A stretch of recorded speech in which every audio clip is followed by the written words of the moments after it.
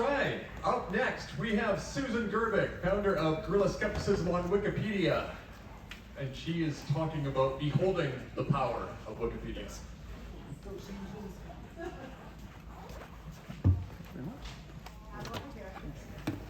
Thank you so much. Thank you guys for inviting me to your academic conference. I'm not an academic, as you will find out in a few minutes. So, this is going to be a very concise talk. It's 15 minutes long, so I'm here to answer all your questions.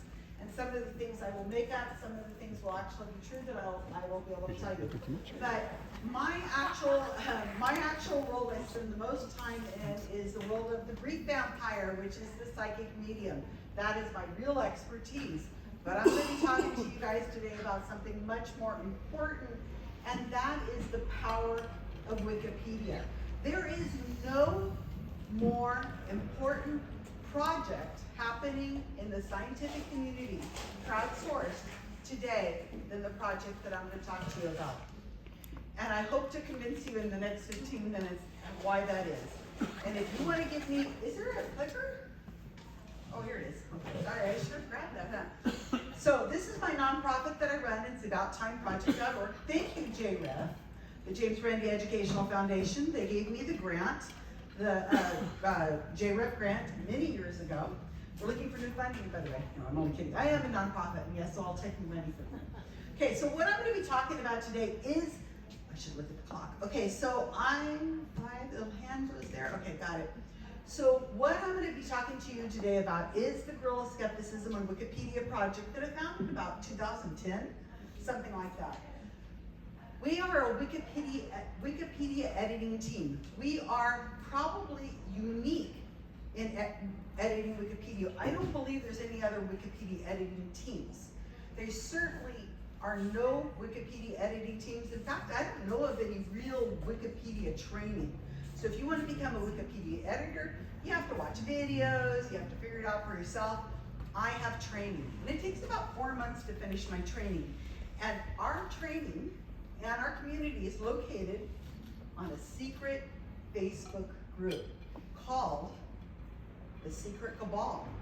I kid you not, that's what it is called. It is locked down, it's private, you can't find it for a lot of reasons. We're not very well liked in the world of the paranormal. We focus on science, scientific skepticism, claims of the paranormal, people of science.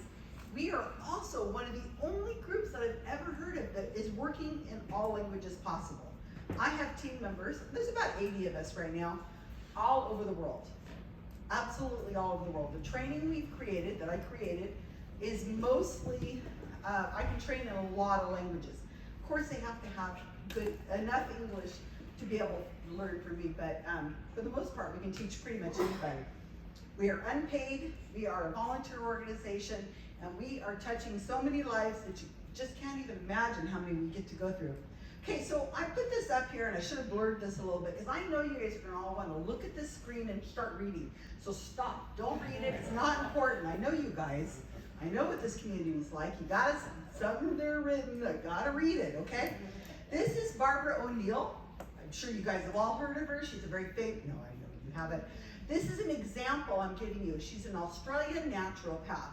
She is not somebody that you should know of, but it's a wonderful example that I'm going to explain to you the power of Wikipedia, right? Barbara O'Neill is an Australian alternative medicine personality known for promoting dangerous and unsupported alternative medicine. She is somebody that I just kind of heard about on a podcast that was mentioned earlier, The Skeptic Zone, Richard Saunders. Anybody going to SciCon, you guys are going to all get to go, and you're going to meet Richard Saunders. So he has this podcast. He starts talking about this person, this alternative medicine person, Barbara O'Neill. And I didn't know who she was. But what happens when you're writing a Wikipedia page for a biography of a living human being, it is extremely high level to pass that standard.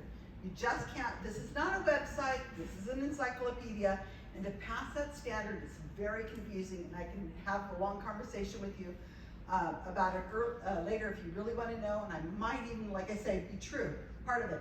But so what happens is she passed the standard. I asked around to my cabal, anybody have some free time? I think she's about ready to we could write a Wikipedia page for this person. And one of my editors lives in a small red town in a state. And she said, oh, but I got some time. So she wrote the Wikipedia page for Barbara O'Neill. We mostly forgot about it. And that's what we do. We write Wikipedia pages, we rewrite stubs, and then we go through and we change, make sure we get the pseudoscience off, get good citations on there, take really great photos. Carl takes a lot of photos for us and puts them up. And so Barbara O'Neill, like I said, we mostly forgot about her.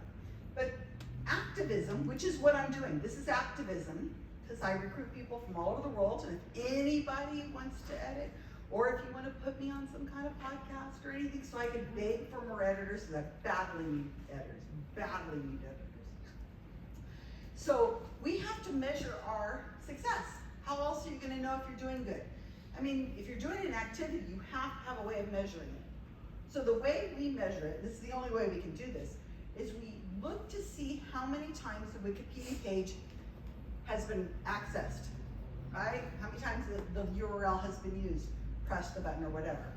There's a way of doing that. Somebody built this for me, and I am able to take all the Wikipedia pages that we have edited, and I'm talking about completely made, like a nice, beautiful, big page. Or we've taken a horrible, horrible stub and rewritten it completely. So all of those articles, I'm able to put into this database that somebody's made for me. I have some limitations. One of them is, I have no idea if it's the same person going to the Wikipedia page over and over. I also don't know if they're spending minutes, seconds, hours, I don't know. But I just know that one measurement, and that's the standard that we use, and I'm going to explain it to you. So this is Barbara O'Neill's Wikipedia article views. We wrote this in 2019 before the pandemic. Obviously, nobody predicted that. Thank you, no psychics. Okay, so 2019, we wrote the Wikipedia page, and I said we mostly forgot about it. And this chart that you're looking at goes up to 2023. And that is 124,000 views. That's a lot of views for a Wikipedia article, actually. That's pretty dang good. But what ended up happening is Barbara O'Neill, doctor now, she calls herself a doctor. She's not a doctor. She found TikTok. Yeah, and you know what that did? She's got 1.2 million followers on TikTok. This woman is spouting absolute nonsense. Garbage stuff. But what happened to Dr. Barbara O'Neill when she hit TikTok? There you go, look at those stats. So you can see from 2023, it kind of people started getting interested in her. Who is she? What is she doing? Does she have a degree? Where is she from? Is she living dead? Does she have children? You know, they go to Wikipedia to find out this information. They see a TikTok video. They go, wow, that's interesting. So I don't know, how many views is that? 4 million views. I made this screenshot a couple days ago, so it's more than this now.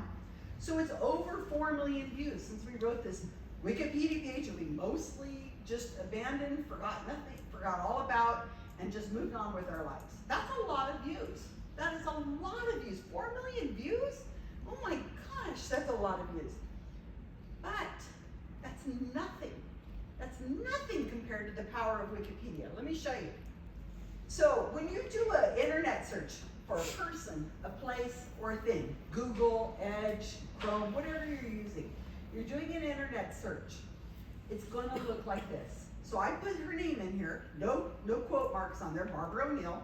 First picture that comes up, that is a woman from Gone with the Wind, just poor lady. She has to share the name of this crank naturopath. So the first thing that comes up is almost always a Wikipedia link. And that is not because it's paid to be there. There's no agreement with Wikipedia. The reason why it's first is because it's getting the most views. So if her Twitter account, her TikTok account, her website was getting more views, then it would be the top. But Wikipedia generally is within the top 3. And you guys are probably all familiar with that, right? You might see a sponsored page where they paid to have it in there. Okay, that's different. But this is done because of popularity. You're going to see on here that the first thing that comes up is, it says I'm talking about on the left-hand side here. Barbara O'Neill is an Australian alternative medicine personality known for promoting dangerous and unsupported alternative medicine.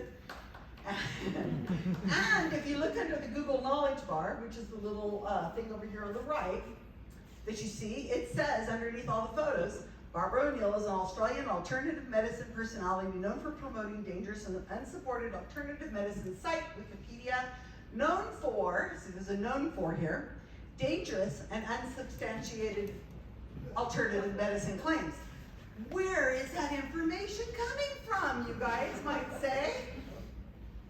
Wikipedia! Okay. I thought you were actually going to say, where is that information coming from? Okay, it is coming directly from the Wikipedia. The first line of the Wikipedia article is exactly what you saw. She's an Australian alternative medicine personality known for promoting dangerous and unsupported alternative medicine. So a large part of our population is going to go to that internet search for that person, place, or thing, and just find out what they can. Just, wow, who is this person? Does she have a credential? What is it? And you know what? They never go to the Wikipedia article. They just go there, get their information, and then they go off and watch more cat videos or whatever, I don't know.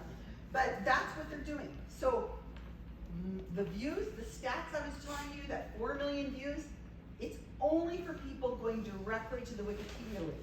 So anytime they're getting information from these internet searches, that does not count in that 4 million views. All right. We had this, Kevin Volta showed this guy, really small, you guys didn't see it, but I noticed it today on his lecture. And thank you, Ray, for giving me so many mentions of Wikipedia today. You mentioned Wikipedia 4 times. And then you mentioned Wikipedia once, but you didn't show us the site, but you mentioned 4 pages. So I thought that was really great. This is a medical doctor. You know that because he's wearing a white lab coat, he has his stethoscope, right? All right, so he is actually, Jake, as Kevin Holt was talking about, he's one of the people you should be watching whenever you're looking for good information.